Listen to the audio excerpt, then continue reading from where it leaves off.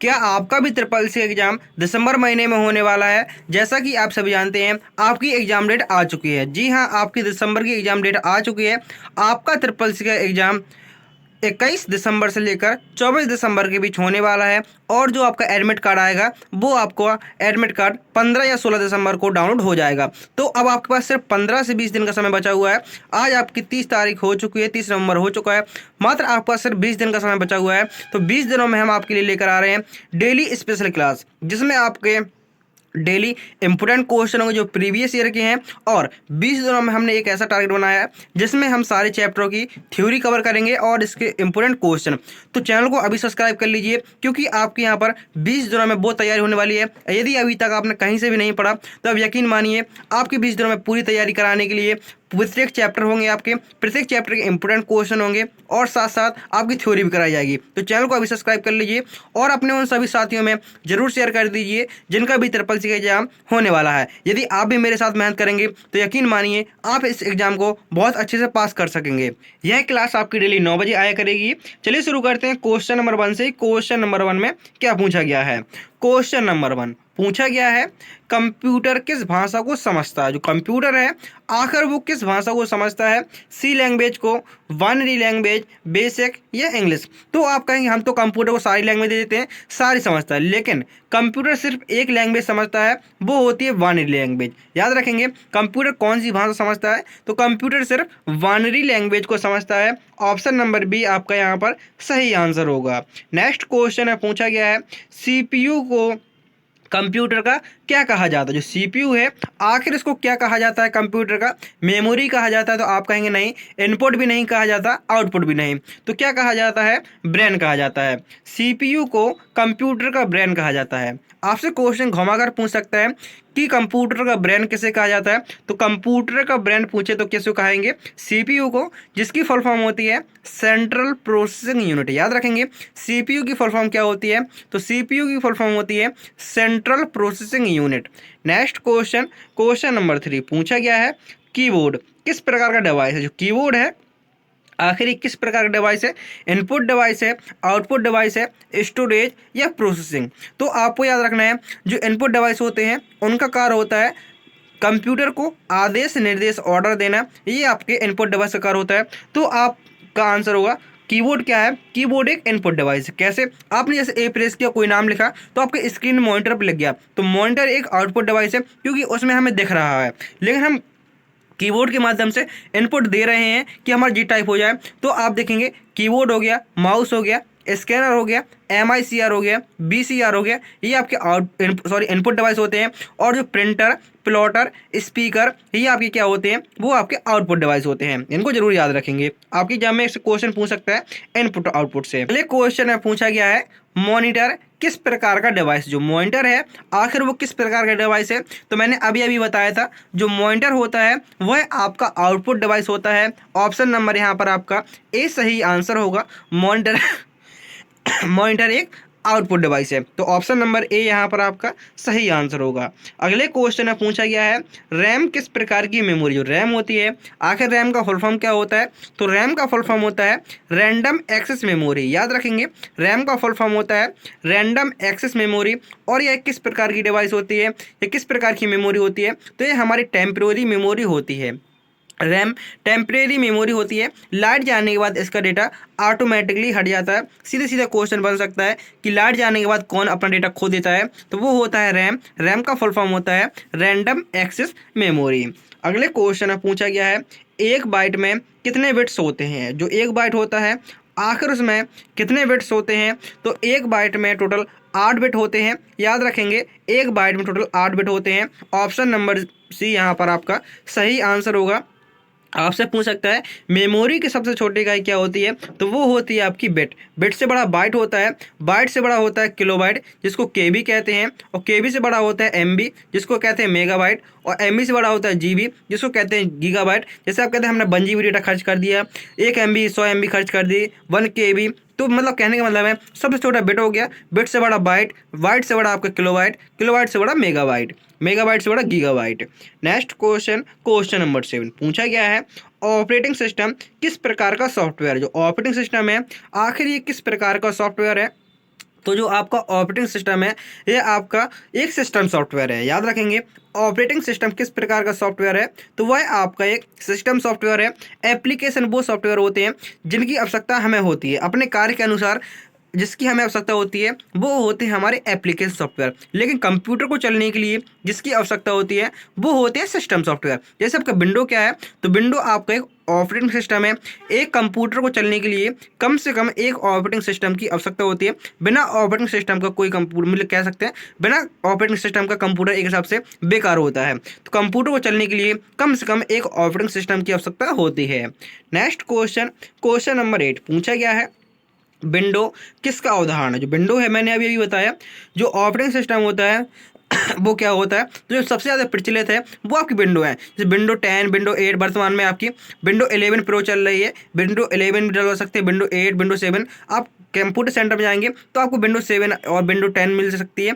याद रखेंगे सिर्फ विंडो 9 नहीं आई है। क्वेश्चन काफ़ी बार पूछा जा चुका है, क्या विंडो 9 का आविष्कार हुआ है या विंडो 9 आई, तो आंसर होगा नहीं, विंडो 9 नहीं आई। विंडो 7 आई है, विंडो 8 आई है, विंडो 10, विंडो 11, विंडो 11 प्रो भी है, लेकिन विंडो 9 नहीं है। पूछा गया है विंडो किसका उदाहरण है, तो अभी बताया है आपका एक ऑपरेटिंग सिस्टम है। ऑप्शन नंबर यहाँ पर आपका भी सही आंसर होगा। Next question, Libre office writer का प्रयोग किसके लिए होता है। जो लिब्रे ऑफिस राइटर होता है आखिर उसका प्रयोग किसके लिए होता है। आपके लिए डेली क्लास आने वाली है, जैसा कि आप देख रहे होंगे आज आपका ये प्रैक्टिस सेट नंबर 3 है। ठीक इसी प्रकार आपके एग्जाम तक डेली है क्लास चलने वाली है। तो वीडियो को ज़्यादा से ज़्यादा अपने साथियों में शेयर कर दीजिए। और आप यदि आप अभी पढ़ना चाहते हैं कि पेपर किस प्रकार का आता है, तो आप पिछले 100 क्वेश्चन हमारे पेपर सॉल्यूशन देख सकते हैं।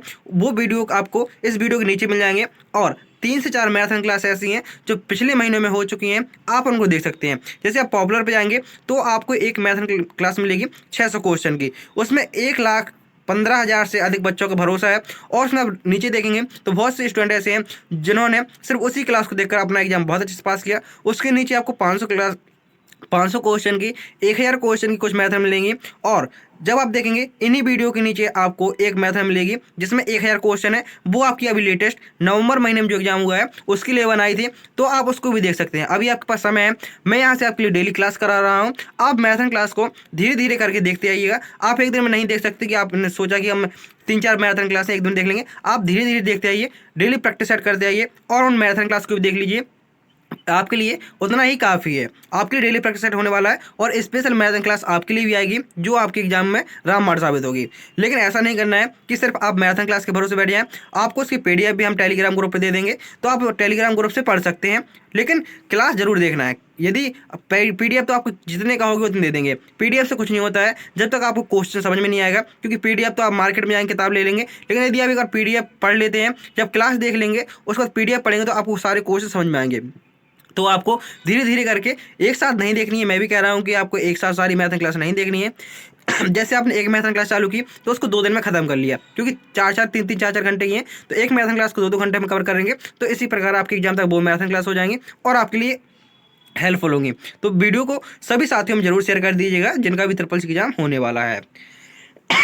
पूछा गया है लिब्रे ऑफिस राइटर का प्रयोग किसके लिए होता है। जो लिब्रे ऑफिस राइटर होता है आखिर इसका प्रयोग किसके लिए होता है, तो लिब्रे ऑफिस राइटर का प्रयोग होता है डॉक्यूमेंट क्रिएशन, मतलब डॉक्यूमेंट बनाने के लिए किसका प्रयोग होता है, तो डॉक्यूमेंट बनाने के लिए लिब्रे ऑफिस राइटर का प्रयोग होता है। लिब्रे ऑफिस कैल्क का प्रयोग होता है कैलकुलेशन के लिए, मिस शीट बनाने के लिए, डेटा एंट्री शीट बनाने के लिए, रिजल्ट शीट, कोई भी आपका सीट फॉर्मूला लगाने के लिए किसका प्रयोग करते हैं, हम लिब्रे ऑफिस कैल्क का प्रयोग करेंगे। और प्रेजेंटेशन बनाने के लिए किसका प्रयोग करते हैं, तो प्रेजेंटेशन बनाने के लिए लिब्रे ऑफिस इम्प्रेस का प्रयोग किया जाता है।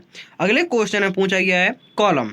जो कॉलम होते हैं आखिर वो क्या क्या होते हैं, किनसे दर्शाए जाते हैं, क्योंकि जो आपका लिब्रे ऑफिस कैल्क होता है उसमें क्या होते हैं, रो होती हैं और क्या होता है, रो होती हैं और कॉलम होते हैं। और रो और कॉलम से मिलाकर क्या बनती है, तो रो और कॉलम से मिलाकर सेल बनती है। जैसे पूछा गया है कॉलम कैसे दर्शाए जाते हैं। जो कॉलम होते हैं उनको हम अल्फ़ाबेट से, जैसे आपका A column, B column, C column, और जो रो होती है उनको हम 1 2 3 से, तो हमने लिख दिया यहाँ पर A1। तो A1 से क्या हो गया, मैंने अभी बताया रो और कॉलम से क्या बनता है, रो और कॉलम से मिलकर बनता है सेल। तो जो आपकी A1 क्या हो जाएगी, A1 आपकी ये सेल हो जाएगी। रो और कॉलम से मिलकर सेल बनता है, तो पहले किसका नाम आएगा, पहले कॉलम का नाम आएगा, उसके बाद रो, जैसे A1।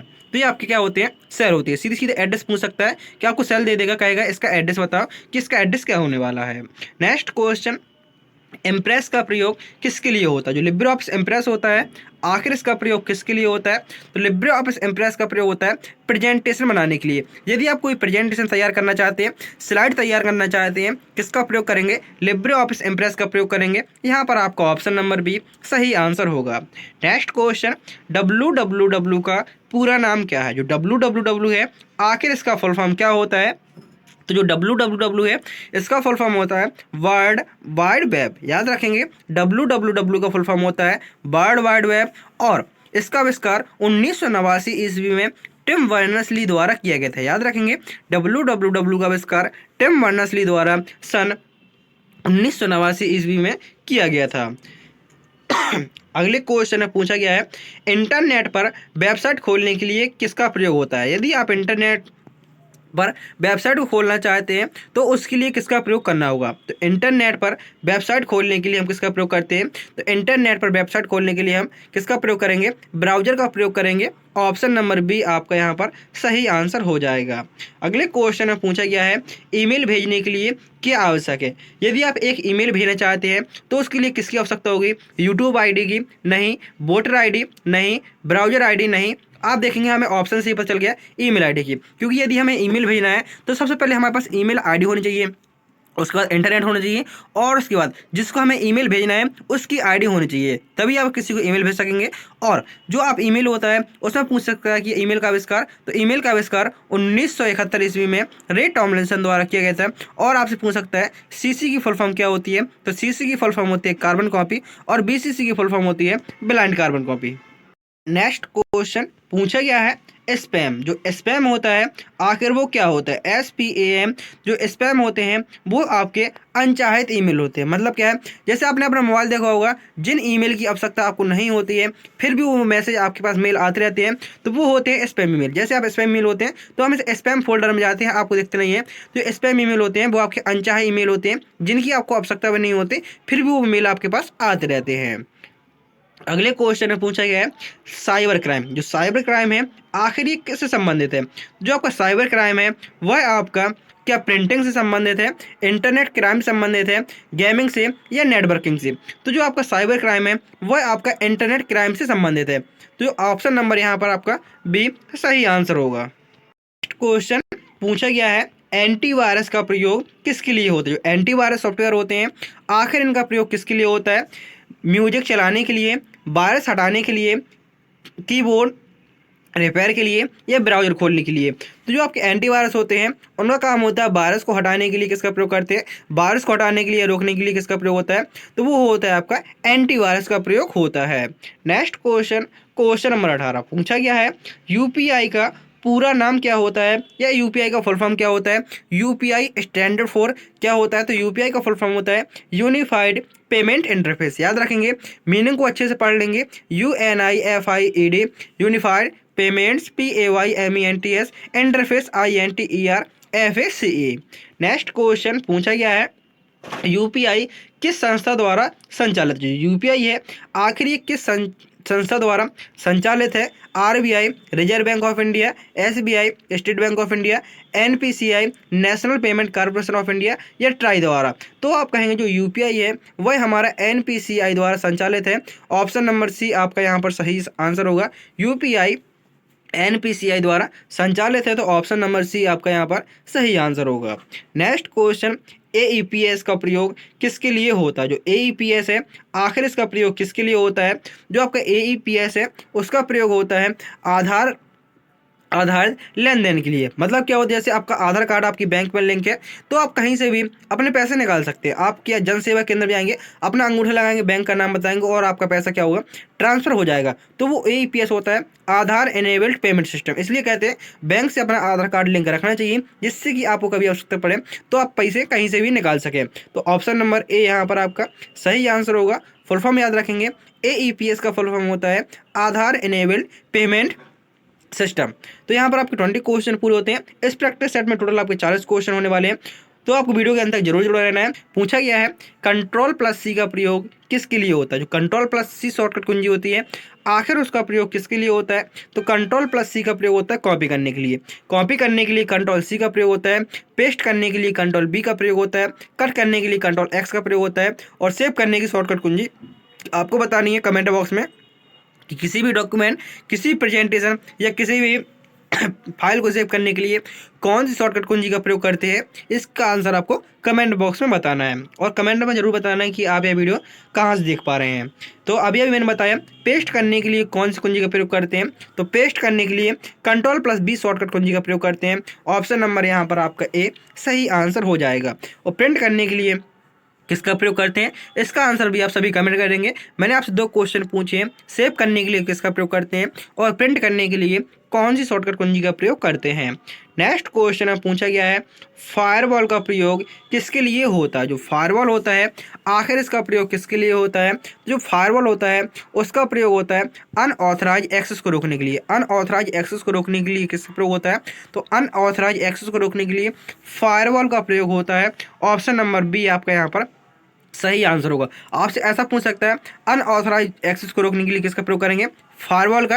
या फायरवॉल का प्रयोग किसके लिए होता है? तो अनऑथराइज मीन्स अनाधिकृत एक्सेस को रोकने के लिए फायरवॉल का प्रयोग होता है। नेक्स्ट क्वेश्चन है क्वेश्चन नंबर 24। पूछा गया है यूआरएल का पूरा नाम क्या? जो यूआरएल होता है आखिर इसका फुल फॉर्म क्या होता है? जो यूआरएल होता है उसका फुल फॉर्म होता है यूनिफॉर्म रिसोर्स लोकेटर। याद रखेंगे यूआरएल का फुल फॉर्म क्या होता है? तो यूआरएल का फुल फॉर्म होता है uniform resource locator. Option number A यहाँ पर आपका सही आंसर होगा। जैसे आप इस वीडियो को या किसी वीडियो को शेयर करते हैं तो उसका यूआरएल कॉपी हो जाता है और आप उसको कहीं भी भेज देते हैं। कोई भी व्यक्ति आता है, कोई भी आपका साथी उस लिंक पर क्लिक करता है, सीधे वही वीडियो खोलता है जिसको आपने भेजा होता है, क्योंकि प्रत्येक वीडियो का जो यूआरएल होता है वो आपका यूनिक होता है। इसी प्रकार आपकी जो ईमेल आईडी होती है वो भी यूनिक होती है। आपको ट्रिपल सी से संबंधित कोई भी डाउट होता है तो आपके लिए एक ऐसा वीडियो है जिसमें आपके सारे डाउट क्लियर हो जाएंगे। तो उसकी लिंक मैंने वीडियो के डिस्क्रिप्शन बॉक्स में दे रखी है। ट्रिपल सी संबंधित कोई भी डाउट हो, छोटा से बड़ा, सारा आपको उस वीडियो में मिल जाएगा। तो उसकी लिंक मैंने वीडियो के डिस्क्रिप्शन में दे रखी है, आप उस वीडियो को देख सकते हैं। जो भी आपके एग्जाम संबंधित, एडमिट कार्ड संबंधित, रिजल्ट सर्टिफिकेट, तैयारी संबंधित सारे आपको वहां पर क्लियर हो जाएंगे। पीडीएफ फाइल खोलने के लिए किसका प्रयोग करते हैं? तो पीडीएफ फाइल खोलने के लिए किसका प्रयोग करेंगे? बीएलसी का वीडियो के लिए होता है। एमएस पेंट का आपका इमेज बनाने के लिए होता है। और नोटपैड का प्रयोग किसके लिए होता है? तो नोटपैड का प्रयोग हम कोडिंग के लिए करते हैं और नॉर्मल टेस्ट लिखने के लिए। जो आपका एक्रोबैट रीडर होता है इसका प्रयोग हम पीडीएफ खोलने के लिए करते हैं। और पीडीएफ का फुल फॉर्म होता है पोर्टेबल डॉक्यूमेंट फॉर्मेट। मैंने आपसे 2 क्वेश्चन किए थे कि सेव करने के लिए किसका प्रयोग करते हैं? तो सेव करने के लिए Ctrl+S का प्रयोग करते हैं और प्रिंट करने के लिए Ctrl+P शॉर्टकट कुंजी का प्रयोग करते हैं। पूछा गया है कंप्यूटर एक मशीन है। जो कंप्यूटर है आखिर ये किस प्रकार की मशीन है? तो यह आपकी एक इलेक्ट्रॉनिक मशीन है। ऑप्शन बी आपका सही आंसर होगा। पूछा गया है सबसे छोटा मेमोरी यूनिट कौन सा होता है? जो सबसे छोटी मेमोरी यूनिट होती है आखिर वो कौन सी होती है? जो आपकी सबसे छोटी मेमोरी यूनिट होती है वो होती है बिट। बिट से बड़ा क्या होता है? बिट से बड़ा आपका बाइट होता है। बाइट से बड़ा किलोबाइट होता है। किलोबाइट से बड़ा आपका मेगाबाइट होता है। और एमबी से बड़ा क्या होता है? जीबी होता है। पूछा गया है गूगल का ब्राउजर कौन सा? जो गूगल का ब्राउजर है तो आप कहेंगे बहुत नाम सुना है, एक ही सर्च नाम है गूगल क्रोम। गूगल का ब्राउजर कौन सा है? तो वो है आपका Google Chrome. Option number B आपका यहाँ पर सही आंसर होगा। नेक्स्ट क्वेश्चन पूछा गया है एंड्रॉयड किसका उदाहरण? जो एंड्रॉयड है आखिर ये किसका उदाहरण है? क्या आपका यह एप्लीकेशन सॉफ्टवेयर है? तो नहीं। एंटीवायरस नहीं। डिवाइस ड्राइवर नहीं। यह आपका एक ऑपरेटिंग सिस्टम। जैसे आप मोबाइल को जब भी ऑन करते हैं उसमें क्या लिख के आता है? उसमें लिख के आता है आपका एंड्रॉयड। तो यह क्या है? यह आपका एक ऑपरेटिंग सिस्टम होता है। नेक्स्ट क्वेश्चन जीमेल किस कंपनी की सेवा है? तो जीमेल है वह आपकी गूगल की ही सेवा है। तो यहाँ पर आपका ऑप्शन नंबर बी सही आंसर होगा। जीमेल किस कंपनी की सेवा है? तो जीमेल है वह आपकी गूगल की ही सेवा है। नेक्स्ट क्वेश्चन है पूछा गया है कंप्यूटर शब्द किस भाषा से लिया गया है? जो कंप्यूटर शब्द है आखिर ये किस भाषा से लिया गया है? तो यह लिया गया है हमारा लैटिन भाषा से। ऑप्शन नंबर सी आपका यहाँ पर सही आंसर होगा।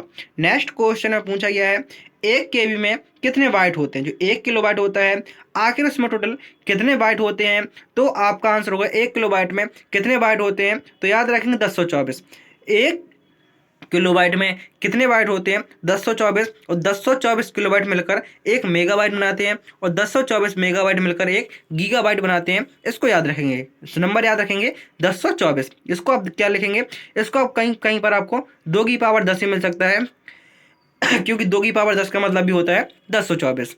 नेक्स्ट क्वेश्चन पूछा गया है, निम्नलिखित में से कौन एक इनपुट डिवाइस है? तो अभी अभी आप यही क्वेश्चन पढ़ कर आए थे कि जो आपकी कीबोर्ड है यह आपकी इनपुट डिवाइस है, प्रिंटर, मॉनिटर, स्पीकर ये कौन सी डिवाइस है? तो यह आपकी आउटपुट डिवाइस होती हैं। नेक्स्ट क्वेश्चन में पूछा गया है, कंप्यूटर में निर्देशों की सूची को क्या कहा जाता है? जो कंप्यूटर है आखिर उसमें निर्देशों की सूची को क्या कहा जाता है? तो कंप्यूटर में जो निर्देशों की सूची है उनको प्रोग्राम कहा जाता है। ऑप्शन नंबर बी आपका यहाँ पर सही आंसर होगा। कंप्यूटर में निर्देशों की सूची को क्या कहा जाता है? तो कंप्यूटर में निर्देशों की सूची को प्रोग्राम कहा जाता है। ऑप्शन नंबर यहाँ पर आपका बी सही आंसर होगा। नेक्स्ट क्वेश्चन पूछा गया है कंप्यूटर सिस्टम का वह भाग जिसे हम देख सकते हैं और छू भी सकते हैं वह क्या होते हैं? आखिर कंप्यूटर सिस्टम का कौन सा भाग है जिसे हम देख सकते हैं और छू सकते हैं? तो आप कहेंगे यहाँ पर मॉनिटर को छू लेते हैं, कीबोर्ड को छू लेते हैं, प्रिंटर को छू लेते हैं और देख भी लेते हैं। लेकिन आप कहेंगे हम MS वर्ड को कभी नहीं छू पाते, सिर्फ उसको देख सकते हैं। जिन्हें सिर्फ आप देख सकते हैं वो होते हैं सॉफ्टवेयर, और जिनको आप छू और देख सकते हैं वो होते हैं आपके हार्डवेयर। तो आपका ऑप्शन नंबर सी सही आंसर होगा। नेक्स्ट क्वेश्चन में पूछा गया है, निम्नलिखित में से कौन सा स्टोरेज डिवाइस है? निम्नलिखित में से कौन सा एक स्टोरेज डिवाइस है? तो आप कहेंगे हार्ड डिस्क एक स्टोरेज डिवाइस है, माउस इनपुट डिवाइस है, स्कैनर इनपुट है, और जो मॉनिटर है वह आपका एक आउटपुट डिवाइस है। नेक्स्ट क्वेश्चन, कंप्यूटर की कार्यप्रणाली को नियंत्रित करने वाला भाग है। कंप्यूटर की जो कार्यप्रणाली है आखिर इसको नियंत्रित करने वाला भाग कौन सा है? तो वो है आपका कंट्रोल यूनिट। ऑप्शन नंबर आपका बी सही आंसर होगा। ALU की फुल फॉर्म होती है अर्थमेटिक लॉजिक यूनिट। ALU की फुल फॉर्म होती है अर्थमेटिक लॉजिक यूनिट। अगले क्वेश्चन में पूछा गया है, कौन सा सॉफ्टवेयर सिस्टम सॉफ्टवेयर है? तो आप कहें जो ऑपरेटिंग सिस्टम है वह आपका एक सिस्टम सॉफ्टवेयर होता है। ऑप्शन बी आपका यहाँ पर सही आंसर होगा। नेक्स्ट क्वेश्चन में पूछा गया है, रोम का फुल फॉर्म क्या होता है? जो रोम होता है यह आपका नॉन वोलेटाइल मेमोरी होती है। याद रखेंगे, पूछ सकता है नॉन वोलेटाइल मेमोरी कौन सी होती है? जो नॉन वोलेटाइल मेमोरी होती है वो होती है आपकी रोम। रोम का फुल फॉर्म होता है रीड ओनली मेमोरी। अगले क्वेश्चन में पूछा गया है, कंप्यूटर के उस भाग को क्या कहते हैं जो प्रोसेसिंग करता है? तो कंप्यूटर का जो भाग प्रोसेसिंग करता है उसको हम CPU कहते हैं। CPU का फुल फॉर्म होता है सेंट्रल प्रोसेसिंग यूनिट। CPU का फुल फॉर्म क्या होता है?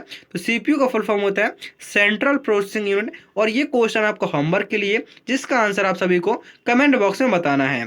कंप्यूटर सुपर कंप्यूटर का प्रयोग आमतौर पर कहाँ किया जाता है?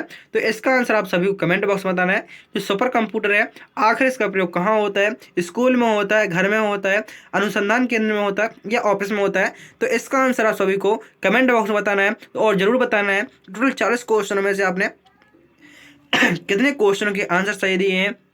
आप ये क्लास देख सकते हैं, आप जो मैथ्स क्लास में जो मैंने बताई थी आप उनको देख सकते हैं। और SSS से संबंधित कोई भी डाउट होता है तो आप उनको भी देख सकते हैं, जो आपके एग्जाम के लिए बहुत इंपॉर्टेंट होंगे। मिलते हैं नेक्स्ट वीडियो में। थैंक यू, टेक केयर, जय हिंद, जय भारत, वंदे मातरम।